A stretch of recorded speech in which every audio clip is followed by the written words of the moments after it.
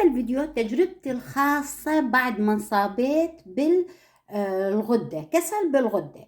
من انصابيت بالكسل بالغدة صار عندي شعري يتساقط بشكل فظيع جدا جدا. هون أنا ظليت أدور على إشي يغذي بصيلات الشعر ويجدد النمو تبعتها. بلشت بعمل وصفات الشعري كل يوم. زين، حتى يعني بدايتها ظليت عفوا مو كل يوم، بالاسبوع مرتين الى ثلاثه، بالصيف بالشتاء مرتين كنت استعملها، وابدا ما تركتها. ولحد هاللحظه انا محافظه على شعري من التساقط، لان بدايتها كان عندي تساقط فظيع جدا بالذات بمقدمه الراس. وهسه الحمد لله والشكر لا، ما عندي ابدا فراغات، وشعري كثير يعني خميل. وبنفس الوقت حبايبي حافظت على صحة الشعر تبعتي. كثير وصفات عندي نزلتها على اليوتيوب على قناتي، يعني قناتي مملكة الفنون والتجميل ومملكة الفنون اليدوية. نزلت كثير وصفات، بس من كل الوصفات اللي كنت انزل لكم اياها كلها كنت استعملها. من ضمن الوصفات اللي ابدا ما استغنيت عنها نهائيا هي حبايبي الوصفات اللي كانت من الثوم ومن البصل. ليش؟ ومن كليل الجبل كمان. ليش؟ ذني المواد ثلاثة كثير قويات للشعر. كنت بين فترة وفترة وبالذات بفصل الصيف أجيب الثومة هي نفسها، ويعني بقشرها وبحكها في فروة الرأس تبعتي. حتقولوا لي ريحة صارت ريحة بشعري وكل إشي، بس الريحة بس شلون نقول تنشفين شعرك كويس بتطير. زين، أنا قلت أما أصير شعر خفيف وصلع عندي أو أستحمل هذه المواد، فأنا اضطريت أستحمل هذه المواد عشان أحافظ على شعري.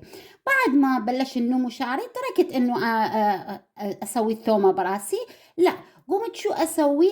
أغلي القشور تبعت الثومة.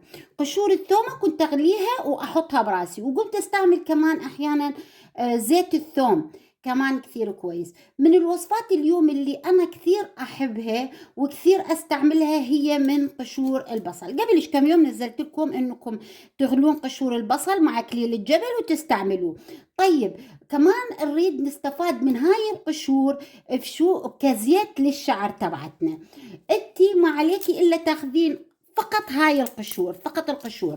انا اضطريت احط لكم البياض عشان تشوفون. هذا البياض ما محتاجين. اما تاخذون راس بصل واحد، وشو بتعملي له؟ هذا الراس البصل الواحد بتقطعيه هيك قطع صغيرة وتنشفيه. البصل العادي هيك، البصل مو القشور، تاخذين بصل واحد وتقشريه كثير هيك صغير وتنشفيه على الشمس تماما وتحطيه على جهة. تاخذين القشور، والقشور تنشفيها كمان، تغسليها وتنشفيها على الشمس كثير كويس. واختاري القشور النظيفة جدا جدا. يا ريت قشور بيض، البيضة، وقشور الحمراء، وقشور هيك على صفار. زين، هذا كله نحتاجه. نشفيه، ونشفي كمان الراس البصل اللي قلنا قطعناه قطع صغيرة ونشفناه على الشمس. بعدين ناخذ هاي القشور مع البصل اللي نشفناه، مع هيك تقريبا قليل من كليل الجبل، قليل من كليل الجبل يعني عودتين هيك من كليل الجبل، مع مرمية كمان هيك فد 3-4 حبات. كل هذا نحطه مع بعض ونخلطه بالخلاط كثير كويس. بعديها نحطه بعلبة زي هيك. طيب، وشو بنخلي عليه؟ نخلي عليه زيت الزيتون. ما عندنا زيت الزيتون، زيت دوار الشمس كمان كثير كويس اللي محصور على البارد. زين، او زيت اللبان الذكر، زيت كليل الجبل، الزيوت الكويسة للشعر. بتخليه تخليه كل اللي طحنتيه، وتزيدين عليه كاسة كبيرة من حبايبي الزيت. بعديها السكريه بالسلفان وتضبيه بأي بوفيه كل يوم.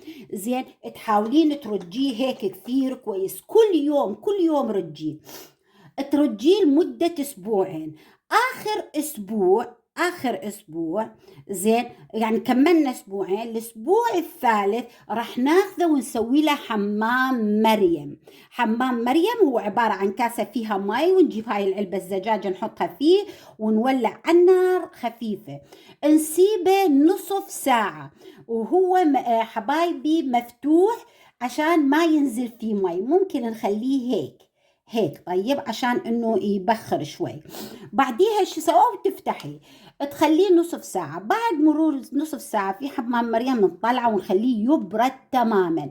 نكرر العملية مرة ثانية كمان نصف ساعة، ونكرر العملية كمان مرة ثالثة نصف ساعة. بعديها نصفي المواد كلها ونحط فيه أعواد من حبايبي، هيك عودتين هيك من حبايبي اللافندر كمان كثير مريح للشعر خاصة بالتدليك.